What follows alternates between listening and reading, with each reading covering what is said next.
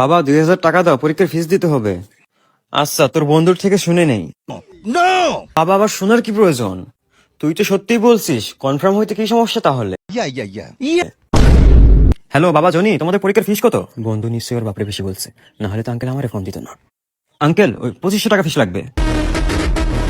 2500 টাকা বলছে। দাঁড়া, তোর আর একটা বন্ধুর কাছ থেকে শুনে নি। হ্যালো বাবা, তোমাদের পরীক্ষার ফিস কি 2500 টাকা? বন্ধুর বাপরে 2500 বলছে, আমি আর একটু বেশি বলে দিই, পরে ঠিক নেই মনের কাছ থেকে। হ্যালো আঙ্কেল, কিন্তু আমাদের পরীক্ষার ফিস তো 3500 টাকা।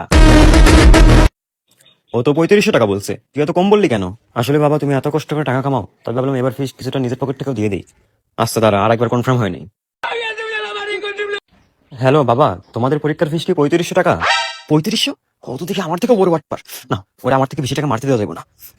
হ্যালো আঙ্কেল, আসলে পরীক্ষার ফিস তো 3500 টাকায়, কিন্তু আসলে ম্যাডাম আমার দূরসম্পর্কের মা হয়। আমি যদি সুপারিশ করি ওই 3000 টাকা ম্যানেজ হয়ে যাবে। আচ্ছা আচ্ছা, দিচ্ছি। तो रुको जरा सबर करो। না বাবা, টাকা অনলাইনে দিও না, আমায় ক্যাশ দাও। बहुत तेज हो रहा है बहुत तेज हो रहा है। আসলে আমি আসার পথে তাদের কলেজে গিয়েছিলাম, ফিস দিয়ে আসছি, 200 টাকা লাগছে।